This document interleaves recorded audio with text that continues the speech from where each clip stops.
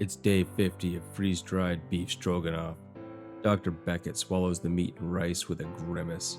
He's made a challenge of it, seeing how long he can eat the same meal without cracking. This is probably as far as he'll go with this dish, beating the previous record with chicken curry. If he stops here, he'll have plenty of the beef left to break up the nutrient paste and vitamin pills once the rest of the prepackaged meals runs out. I am not looking forward to that day when I will find this swill a treat. He looks out of the porthole, imagining the ventilation fans as the breeze blowing across the lunar plain. Not for the first time, he wishes he had tried to smuggle in just one pack of cigarettes. It wouldn't have done any harm in the end. Verna would have lost his mind if he had found out, though. Vernie, the sour-faced, stuck-up bastard.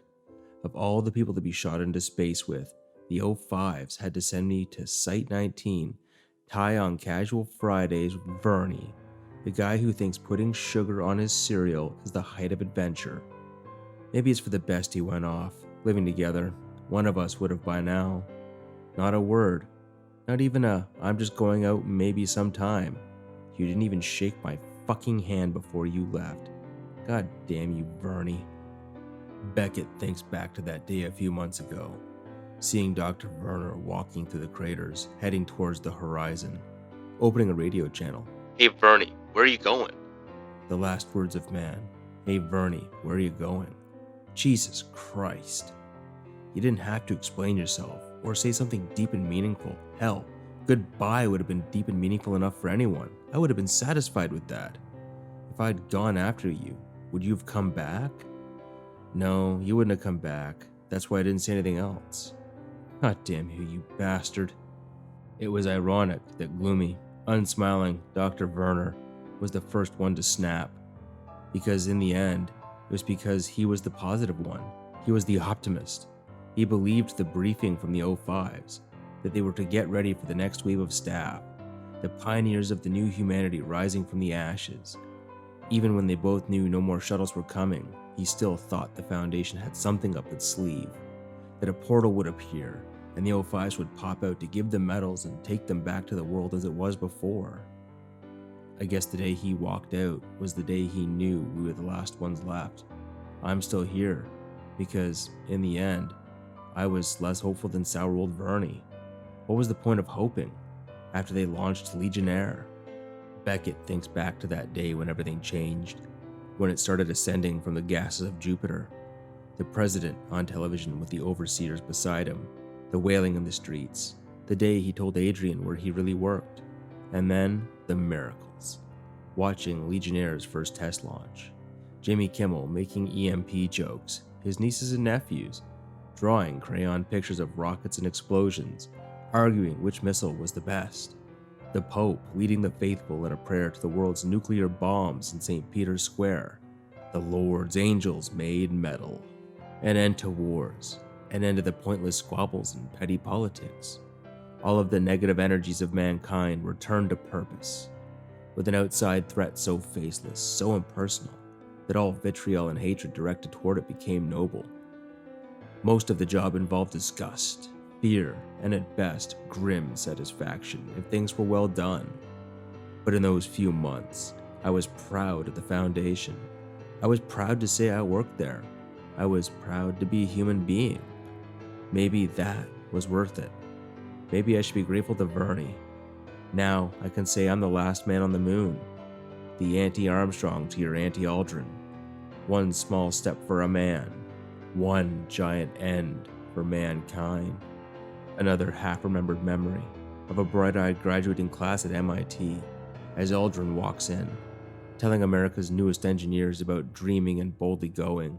Cheers and screams from the crowd drowning out any substance of the speech, shoving past friends and holding out a pen and scrap of paper. The prize of following them to Boeing, Cape Canaveral, and Site 19, now returned to dust, like everything else. Suddenly Beckett has an idea, and heads to the base storerooms. It's not like I have anything better to do. A few hours later, the rover is loaded with supplies and peels out of the garage, the door silently sliding closed behind it. A set of footprint trails in the distance, but the rover bounces in the opposite direction. He dreams of the first time he went into space, and the last time, Armstrong, Aldrin, and Collins are with him. Armstrong, Aldrin, Collins, Beckett, Werner. The last manned mission to the moon, the last mission anywhere. The rover comes to a stop, the beep of the autopilot waking Beckett from his slumber.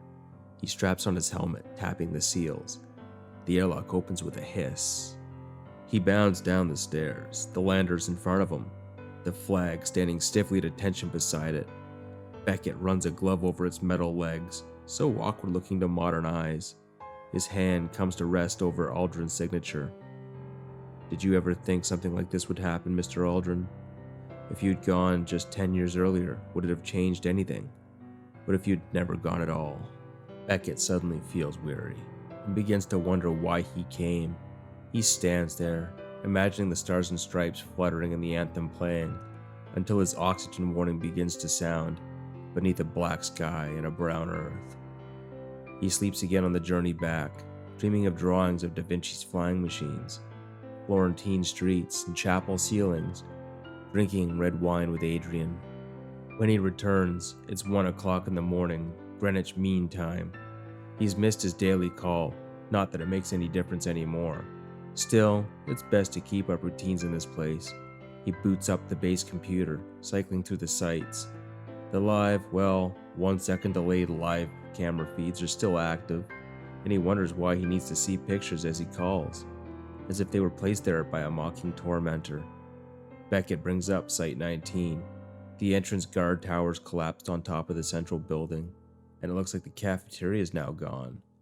The sky is a swirling, roaring mass of dust and sulfur, masonry and debris bouncing past like tumbleweeds, the leftovers of the human race.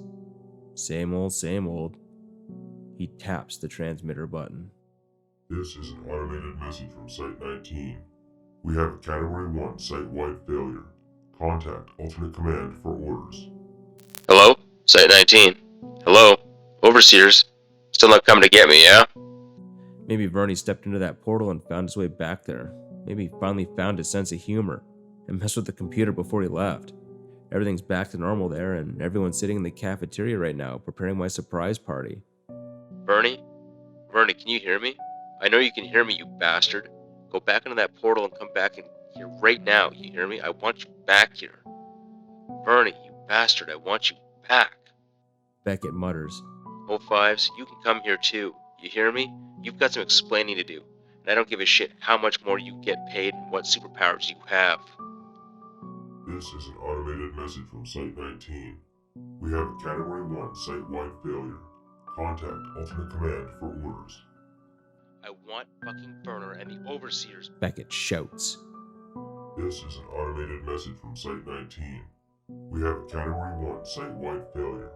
Contact alternate command for orders. I want my old job back. I want my desk, and I want my office. This is an automated message from Site 19. We have a Category 1 site-wide failure. Contact alternate command for orders. I want my house and my car and my lawnmower, and you can buy me a new fucking lawnmower, and I want to see my brother and my mom and my dad, and I want Adrian back. I want a bottle of wine to drink with her. I want to see Italy again.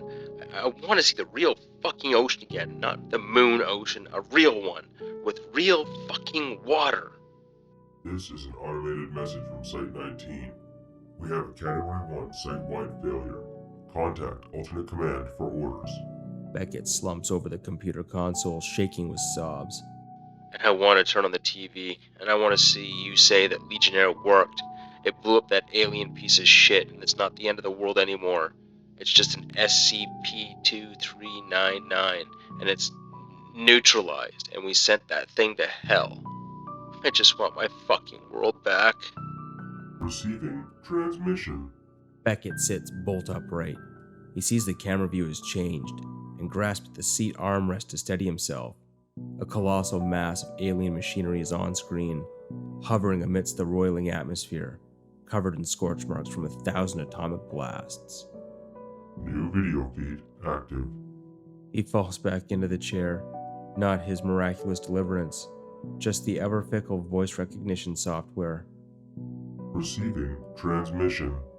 Another surge of adrenaline lurches him forward. With trembling hands, he presses the transmitter button. All primary systems destroyed. Mission aborted. All primary systems destroyed. Mission aborted. All primary systems destroyed. Mission aborted. And there's nobody around who can tell if the last man on the moon is laughing or crying.